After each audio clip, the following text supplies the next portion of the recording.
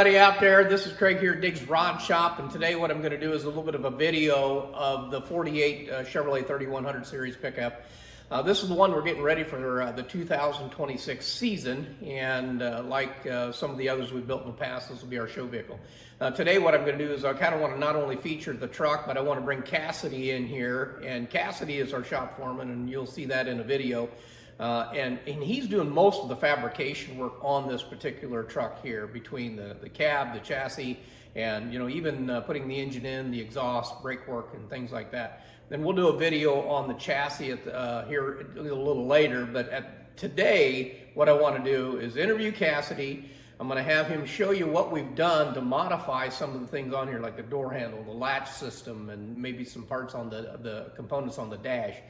And not only that, but then I'm going to go ahead at the end of this video, I'll show you we'll speed those frames up, because we put a camera on him while he was actually doing the work. And we'll speed that up, like I said, but I'll also voice in kind of what we're doing to kind of correlate with the video at the same time. So with that said, enjoy the video. These are some of the changes we've made, and I'm going to turn it over to Cassidy and I'll ask him some questions. So here we go. This 48 is going to be new for 2026, and we are well on our way with it. So I'm going to begin by just let's look on the inside, Cassidy, and you can kind of explain some of the things that we have to do to prep a cab like this, especially it's getting to sit on an Art Morrison chassis. Not only that, but some of the things we do on the inside. Well, that's not the stock 47, 48 door handle right there, because that's that. I call them the droopy ones, but that one there is the late model, but it's not even, that's not even a stock one there. That's billet aluminum, isn't it? Yeah, these are for the 51 or 52, 53 truck, billet aluminum LS Fab ones. Yeah. And then we filled the lock hole here. Yeah, and we've talked about, do we put a lock in it? Do we not put a lock in it? The truck of this caliber, I would say, probably not put a lock in it. We debated that back and forth. I think we've kind of come to a decision on that too. So I think we have an idea of how we can make it work, but I think on this truck we're not going to do it. We'll try to figure it out on the next one. Right. Okay, so I'm looking in here right now. That's a bear claw, and that is not the stock lock setup or the striker setup for this truck.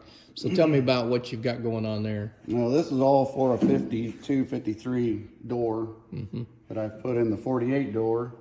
And then I took both the relays and I swapped them side to side.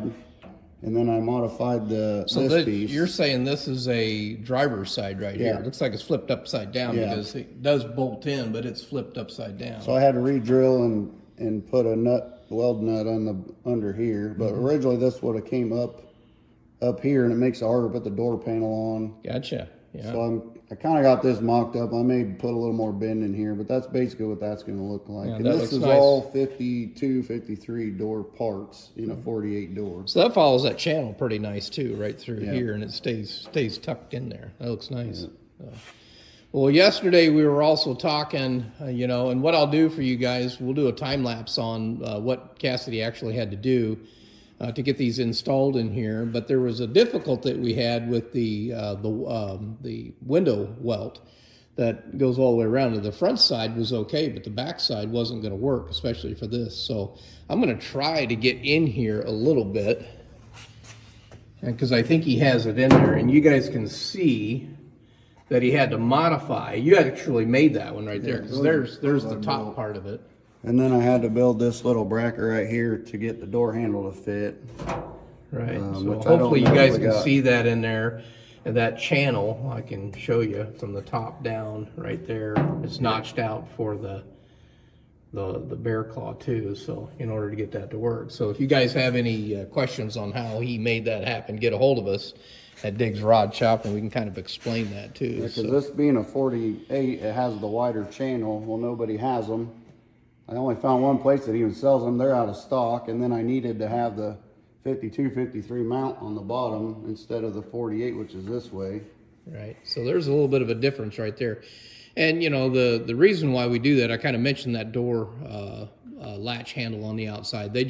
Every one of them has drooped, the spring brakes, or it just gets worn.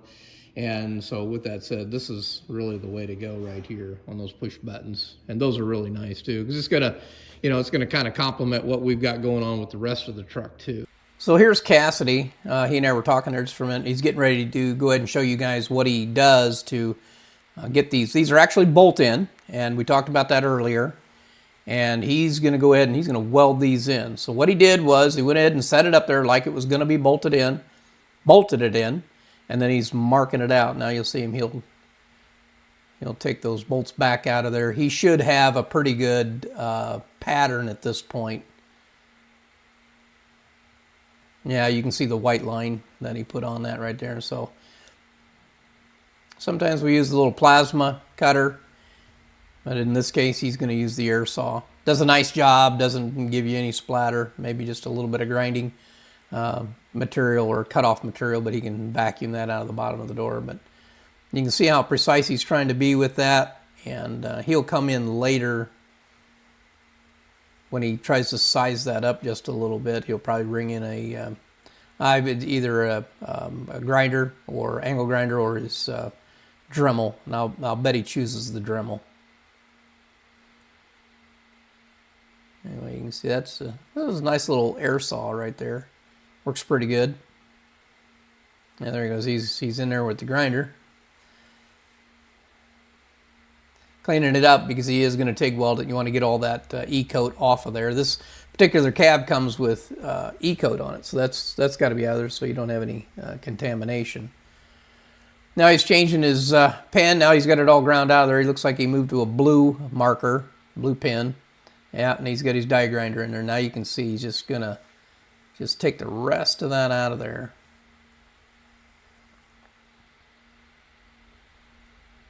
A little more there with the air saw. So you guys can see that not only do these come bolt in, but like I said before, we want to weld them in. It's a cleaner look. It's a more of a custom look. Not many guys will go to this extreme to do all this because they are bolt in. It is easy to bolt them in, and they look nice. They function correctly, no problem.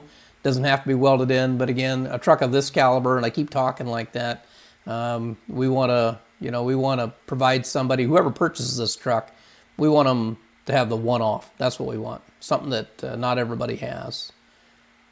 You can see he's still kind of cleaning up and grinding in there. Now, pay attention also too, not like I said before, it's bolt-in. And we've got the old bolt holes there too that we're going to have to fill those in, and I know that Cassidy will do that. We have to get rid of those holes too. So there he is with the TIG welder.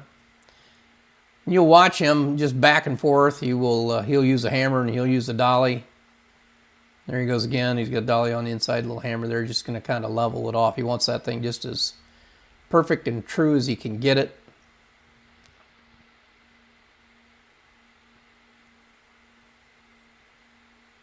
You know, I know Cassidy doesn't say too much, but he's really, he's a master craftsman. I would call him that. Glad to have him here at Diggs Rod Shop. He is a man of many, many talents. When you talk to him, he's humble, and he'll help you. And, you know, if you want to listen, he'll help you. And again, hammering and dollying and just making that. This time lapse here is about 9 minutes, I think, but I think we had a little over an hour and a half of footage. So that's kind of what it took him. So if anybody had a question out there, you know, what's it take to actually cut that out? It's about an hour and a half. And again, you don't have to TIG weld it in either. We prefer the TIG welder just because we've acclimated to that over the years. We have 3 wire feed welders in here, and one that has 023 wire in it, and one has 030 and one 035 wire, I think.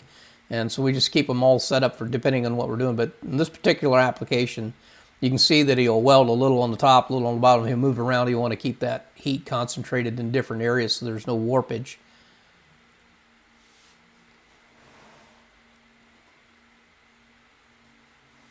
And again, Cassidy, he could just do all kinds of things. Weld, you know, from stick, MIG, TIG, gas. I mean, he can do it.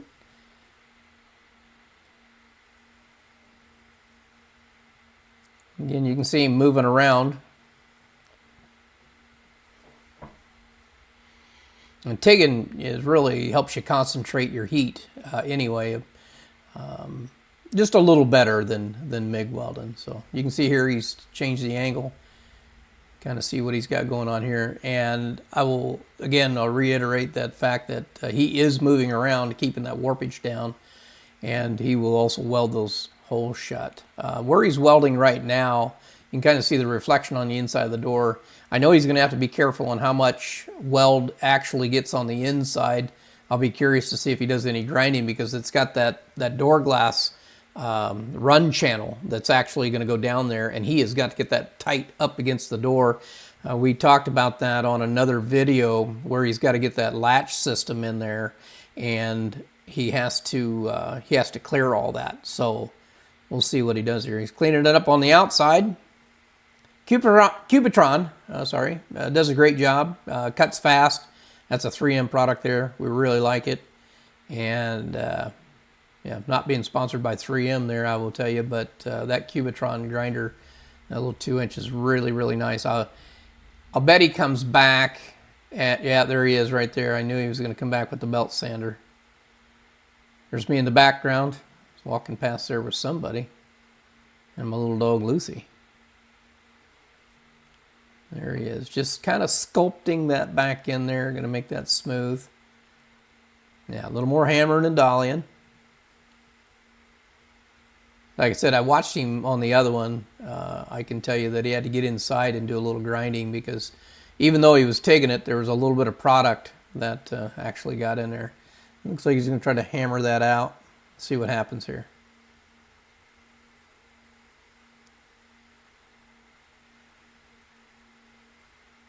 Yeah, he's just going to hammer that, move that steel right back into place. Because he's going to have to put that, like I said, he's going to have to put that wrench. Yeah, he's going to get in there with the grinder. You can see it now. Must be just a little bit that it came through just to clean that up. And because he's going to have to do some welding on the inside too. So there you go. Looks like he's got the majority of that done. He's going to do a little more TIGging. He's getting close to being finished here. There now you can see the penetration that he's actually getting. You know, this, he had mentioned in another video, I can't remember if it's this one right here, but you know, this truck's 841 dynoed horsepower. Comes right from Blueprint like that. That's that stroked 427. We don't want that thing twisting and cracking metal and things like that. I mean, this thing, I can't wait, because most of those trucks we're building are 630 horse, and they will just get with the program. This supercharged one, we're pretty excited about it. So whoever buys this is going to have a this not only a beautiful truck, but it's going to be powerful. You can check that out. So that just kind of cleans things up, smooths that out. We've got some of those, that's a purple disc right there. We have the orange one too, does a really good job. So he'll probably test the door real quick, check the gap on it. Make sure everything's good to go, and he's, you know, he doesn't have his latch system in there yet, but I know that he'll put the latch system in, but he's going to make sure that that closes and it's not going to hit anything. So right now, like I said before, these are bolt-in, so he's going to go back through, and now he's going to weld all those bolt-in holes. He'll weld those shut. So, and he did just that.